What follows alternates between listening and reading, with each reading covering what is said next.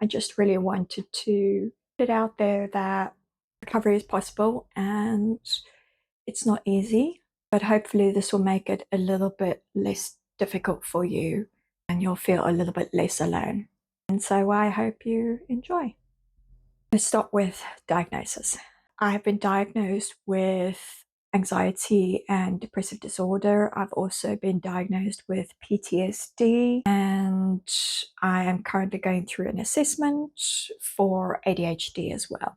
The most difficult thing about the recovery journey is that people don't believe you. And I think it's one of those complicated situations where, because you always have your shit together, which is a trauma response, you don't really, but you seem it from the outside. You don't ask for help. People think that you're okay and don't need their help, which is kind of an unfair expectation because we're human beings. We all have difficult times. We all struggle in those difficult times, even when we look like we have our shit together. We don't. We are freaking out inside our brains, but we're just trying to keep everybody calm. We're surviving. It's really hard when you have the courage to tell people around you that you are struggling with your mental health. Sometimes they don't dismiss it, but they don't believe it because that's not what they've seen in the past. I can understand that. I can understand why people are, where's this suddenly coming from? But what they don't realize is this is not something that's been sudden. This is something that's been going on for your entire life. Trauma brain is quite interesting because it tricks you into thinking that things are normal. Overthinking is normal. Being anxious all the time is normal. Constantly be on alert and being in threat mode is normal. That's not normal. But because that's your everyday, I think everybody is like that. Look at people when they're freaking out about situations, you go, they seem to be overreacting in this situation. And it's not them overreacting, it's them feeling their emotions. The reason why you think they're overreacting is because you're not feeling your emotions. You're just surviving. I remember when I went to therapy for the first time, my therapist kept on saying to me the word trauma, when you're traumatized this, when you're traumatized that. And I thought to myself, why does this lady keep saying trauma? I'm not traumatized. Why is she saying this all the time? What's with that? And then I was like, no, no, no, no, just dismiss it. She doesn't know what she's talking about. Haha, ironic. Me saying that a therapist doesn't know what they're talking about when I'm not actually a therapist.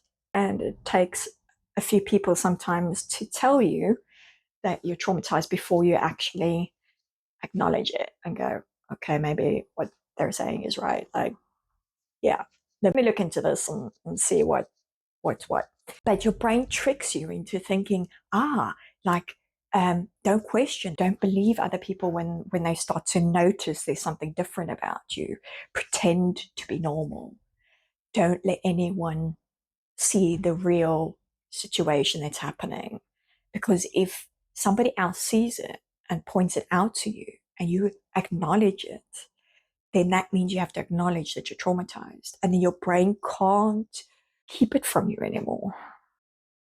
It's there, your conscious mind is aware. It's a lot to take on board. Journey of recovery is not easy. I'm not going to lie to you. It's an ongoing process. It's not something that just happens with the flick of your fingers. Oh, I'm on medication, I'm recovered. It's like being on a roller coaster. On the roller coaster, you have times where it's just steady and it's going and it lulls you into this false sense of security of, this is going to be a smooth ride, nothing to worry about. And suddenly you go, and you're like, shit, where did this come from? That's what the recovery journey is like. I've got all my things in place, I'm following them, I'm doing the work, everything's okay. You get complacent and you think, oh, okay, I'm fine now. You stop doing the things that are good for you. Something happens, something triggers you, and you have a total meltdown. You have to start from scratch again. It's really hurtful, actually, because you blame yourself. Why didn't I get better? Why is this happening to me again? Why can't I just get over this? Why me? It's really hard. And then you've got people telling you that what you're thinking, what you're believing, what you're feeling is not real or true. That just makes you feel even more awful about yourself. And then I think to myself, well, I've seen multiple therapists, I've seen psychotherapists, I've seen multiple doctors, and they all are of the consensus that I am traumatized. They've all said, yep, you got PTSD. Yep, you're traumatized. Either all of those medical professionals are completely wrong and that person is completely right, or that person is wrong and they're pushing their own things onto me because I don't know, they just don't want to believe it, or they can't believe it, or they don't know how to deal with it. I don't know. But I realized that that's not my problem. I am not the issue in that situation. It's that person's issue, whether they believe me or not, because at the end of the day, I know what's real to me. I am the one going through it. I am the one at the moment that is going through sensory overload. I have to wear earplugs all the time because sounds feel like they are grating on my body. It's just the weirdest feeling. Every sound is chalk on a board sound, and it just makes you, ugh. Yeah, that's exactly how it feels every time I hear a sound. I'm tired. I'm tired of letting people influence the way I feel about my recovery journey. I am tired of people not believe me, caring more about what they feel than what I feel. I am working so hard to recover, and I am on this roller coaster all on my own because nobody knows what it feels like other than me. People can try and know what it feels like, but they don't. To have your entire world just crash around you.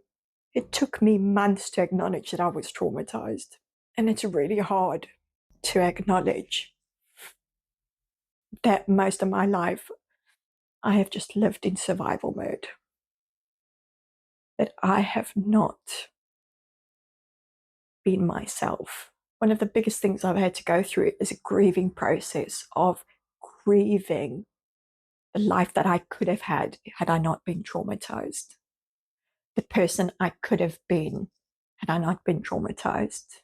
But at the end of the day, I've been traumatized, and there's nothing I can do about that. That was my circumstance. The shit happened to me, and it's not my fault. But I now have to deal with the repercussion of it. I now have to deal with this daily fear of leaving my home. I have to deal with people giving me looks because I look like I have all my shit together, and on the inside, I am in a complete wreck. I have to deal with people's judgment. Why don't you go outside? Why don't you do more? Why don't you do things that are better for you? Why are you just sitting on the couch, paralyzed by fear? And to those people, I say, if you only even spent half an hour in my shoes, then you would understand why. And I'm tired of explaining myself to people.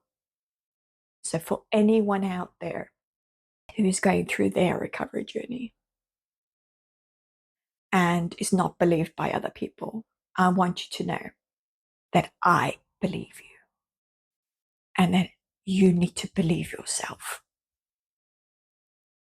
because you are the person going through this and nobody else. And know that other people are going through similar journeys to you. They might not be going through the same journey, but they're going through similar journeys. What you believe happened to you, and it's not your fault. it's not your fault. Thank you for listening. Please follow us on social media, visit our website, or subscribe to our YouTube channel. We hope you will join us for the next episode of Recovering My Balance.